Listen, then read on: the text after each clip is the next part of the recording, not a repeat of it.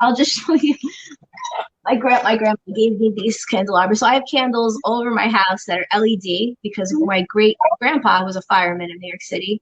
And I've learned so much about how to not start fires, and that's almost on a comical level. So I have all of these LEDs, probably like 60 or so, all over my house and in my gym. And I made this routine a couple years ago and it's basically no matter what kind of day I'm having, whether the world is ending or feels like it's ending, or there's going to be protests tomorrow on the 22nd for this lockdown to get people back to work, which is another topic.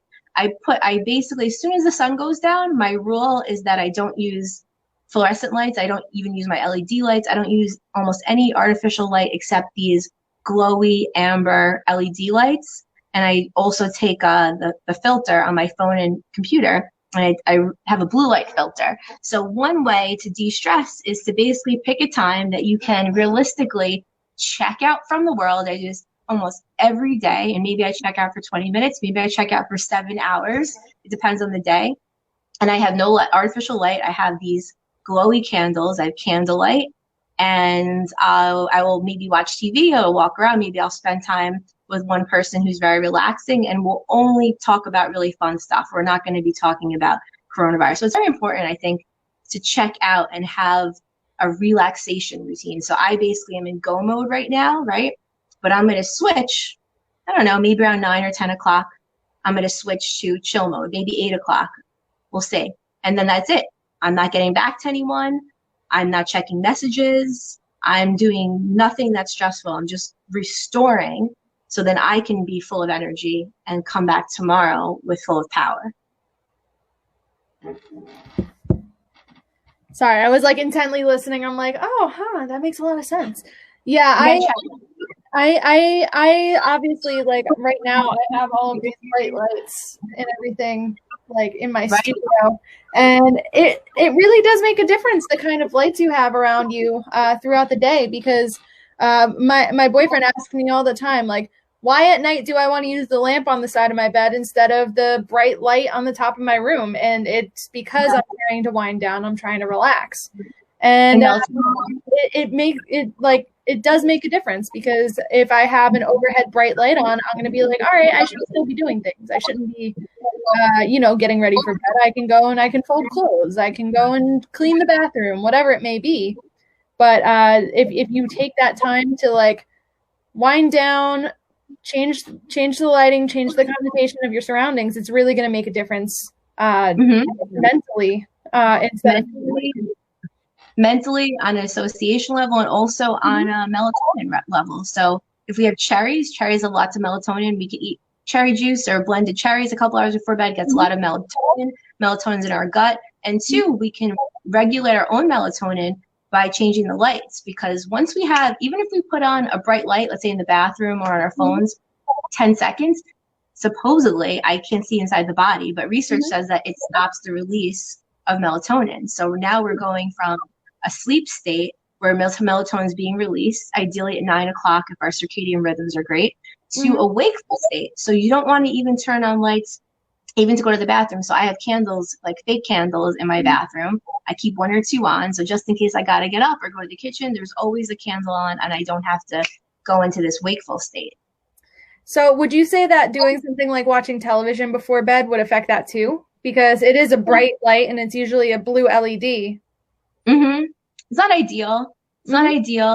If you can lower the dimness on your computer, your phone, or your TV, do that. I'll do that. And also watch things that aren't really going to trigger you. I mean, some people can watch Evil Dead. That doesn't work for me. I like the show Evil Dead. It's great.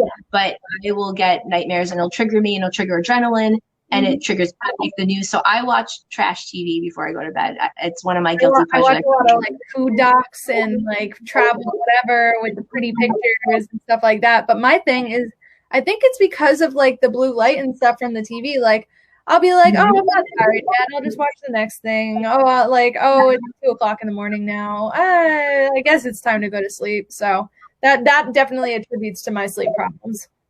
Could be the blue light, and it could be that you're a creative and you do documentary type work and it triggers ideas. So lately, I don't even watch documentary. I don't watch anything that's going to give me creative or producer ideas, and I watch trash TV. Like, Like really crazy. Like Love is Blind level TV? Yes. Or, okay. And Vanderpump Rules. I have never watched Real Housewives until a few weeks ago, but I was so afraid of this coronavirus that Sonia Morgan of Real Housewife of New York, she's so crazy and fun crazy that she distracts me from the coronavirus. Hey, I mean, that's why everyone's watching Tiger King. That too. Because they hear it's so ridiculous and crazy that they need to take a look at it. And yes, there are, like, on the producing and production end, some amazing things that they did, especially with the storytelling, but it's crazy out there stuff. Yeah, Tiger King gives me too many ideas, actually. It doesn't really work for me because I'm working on some things I can't talk about that are kind of related to movie making on that level, and I'll start getting ideas. So it doesn't work for me. Yeah, I definitely, with like the food documentaries and the travel things, I was watching something and I'm so upset that they only did 8 episodes, but it's a Netflix show. They were doing like restaurant renovations where it was like the renovation, drinks, food, and just all the beautiful shots of where they were. So it's just like me being like stimulated from all these different things. Oh, I shoot this. Oh, that's really interesting, whatever. So probably not the best thing to watch before bed. Yeah, I mean, everyone's different, so maybe that works for you, but I just have a rule. I just have to just check out.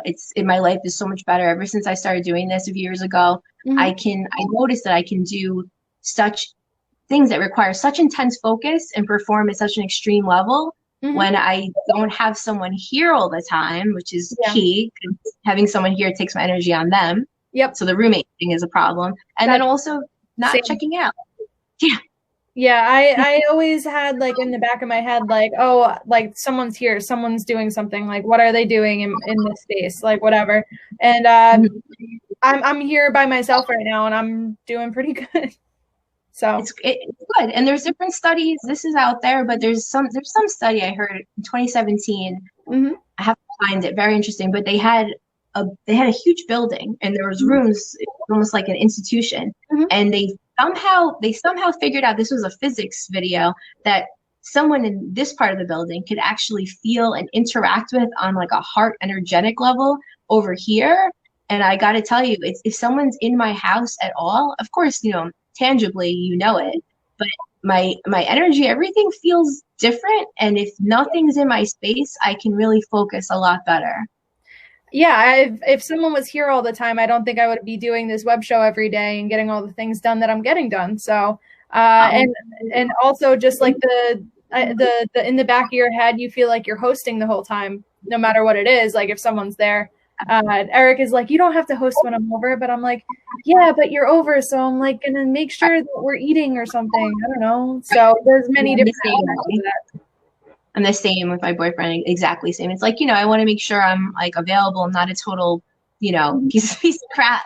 And there's one theory. I subscribe to this. Who is a speaker? There's some speaker, and he was hypothesizing that a lot of the great creatives in history would not be these legendary types had they had a significant other or had they had like a love life. And I got to tell you, when I'm 7 days a week into a love life, my creativity, my output, it goes down all the time. So I have to basically choose loner life a couple days a week, or I'm not going to do anything that I want to do in my life. I'm not going to reach any goal. Yeah. I understand that. Luckily, Eric does the same thing that I do. So we can work, we can not work, and it works out. So I lucked out on that one. Yeah, you did. It's great. Yeah, you guys are a good team. Yeah, I don't know if he's watching right now. I know he was watching earlier, but hey, Eric, if you're here. But yeah, we got into many different topics today, and I want to thank you so much for coming on. And I know that you have so much more information to share, so we'll have to have you back another day.